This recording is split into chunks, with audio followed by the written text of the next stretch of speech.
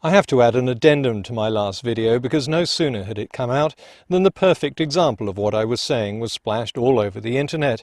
It was a headline that read, "There has been no global warming since 1995, and I'm sure you've all seen it. The source for most of these stories, and even the headline, was an article in Britain's Daily Mail on February the 14th. But remember what I said in my last video? Find out where the information comes from. Is the source reliable? Does the information you've been given accurately reflect the information from the source? So instead of trusting the Daily Mail to accurately report what Phil Jones said, why don't we go to the BBC website and read the transcript and find out what he actually said? The headline in the Daily Mail was this: "ClimateGate U-turn, a scientist at centre of row admits there has been no global warming since 1995. But that's not what Phil Jones said. If we go to the source, the BBC transcript, we find this. Phil Jones was asked if he agreed that from 1995 to the present there's been no statistically significant global warming. Yes, he said, but only just. I also calculated the trend for the period 1995 to 2009. This trend, 0.12 degrees centigrade per decade, is positive, but not significant at the 95% significance level. The positive trend is quite close to the significance level. This is not the same as saying there's been no warming. Firstly, the word significant in statistics doesn't indicate how much or how important something is, but how more likely it is to have occurred by chance. It's a function of the strength of the thing you're measuring, the strength of the background noise, and the size of the sample. Phil Jones and his team could measure global warming. He even gave the BBC the figure. But they couldn't be absolutely sure that this trend was real and not just a chance anomaly caused by background variations in temperature.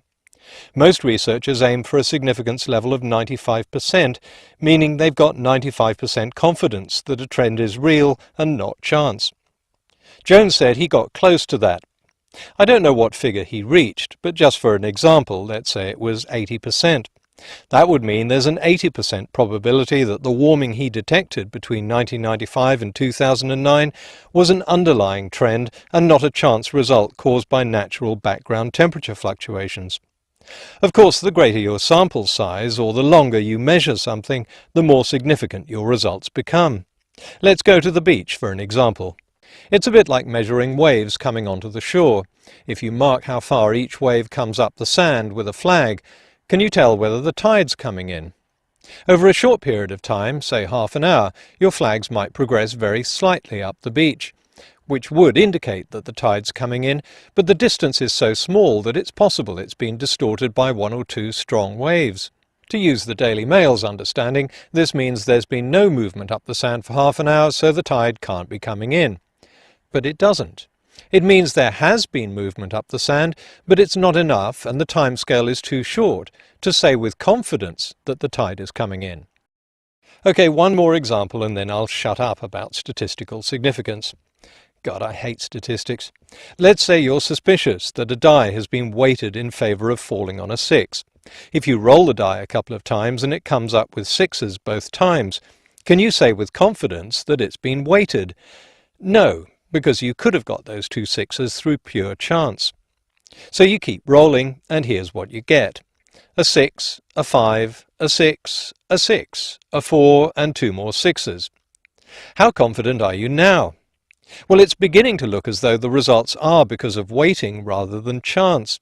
The significance of our results is rising, but it still could be chance. If we're almost at the 95% significance level, but not quite there, what would the Daily Mail make of these results?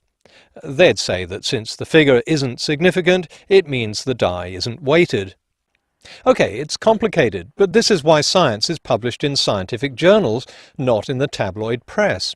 The Daily Mail did get the quote right in the body of the story, but didn't explain what it meant, so readers were left with the impression, from the headline, that it meant there's been no warming. So why did Jones go on to say in the BBC interview he was 100% confident that the climate has warmed?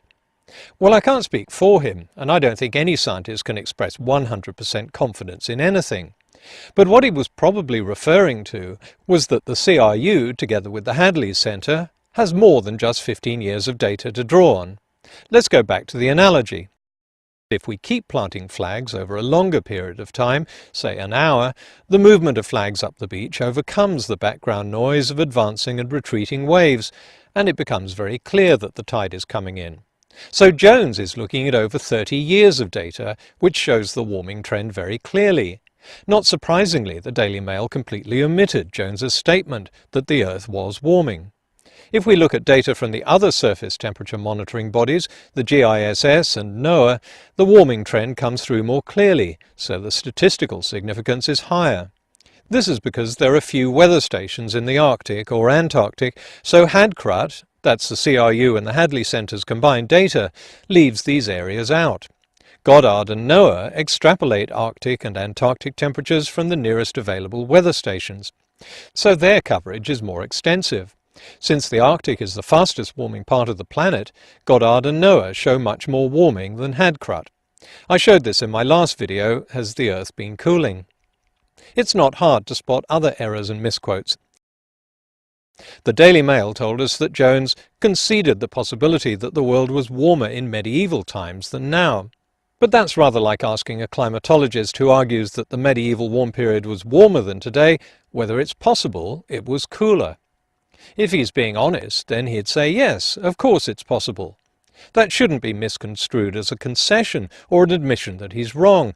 The geographical extent and nature of the medieval warm period is not known. In the BBC interview, Jones gives a fair summary of the state of our understanding. Read it. He doesn't concede or do a U-turn on anything. The Daily Mail goes from that to this. Skeptics said this was the first time a senior scientist working with the IPCC had admitted to the possibility that the medieval warming period could have been global, and therefore the world could have been hotter then than now. Of course, the Mail doesn't say who these skeptics are. They could be the office cleaners, but they're wrong, and the Mail didn't bother to check. Here's part of the IPCC's fourth assessment report on climate change in 2007. Section 661 has a long dissertation on the nature of the medieval warm period, which includes these lines in box 6.4. In medieval times, as now, climate was unlikely to have changed in the same direction or by the same magnitude everywhere. In other words, the IPCC doesn't say there's no way the warm climate could have been global, or that it definitely wasn't. It concludes that it's unlikely to have been global. The IPCC clearly accepts the possibility that it wasn't. But nobody at the Daily Mail bothered to check the latest IPCC documents to substantiate the claim that it doesn't accept such a possibility. And neither did any of the scores of blogs and commentators who parroted this assertion. But then the Daily Mail goes on to make an assumption based on what it thinks is Professor Jones doing a U-turn. This suggestion doesn't come from Jones or the BBC or anyone named by the Mail. It seems to come from the writer and editor at the Mail who put the story together. I know a lot of editors at the Mail, and the nugget of science they understand is so small it can be drowned in their lunchtime gins and tonics. They shouldn't be used as a credible source on this complicated aspect of science. So once again, I would urge internet lovers to be skeptical. Don't believe something you read simply because it's in a tabloid newspaper. If it gives no source for the information, treat it with skepticism. If it does give a source, don't let the tabloid editors interpret it for you. Read the source yourself and check whether the interpretation you've been given is accurate.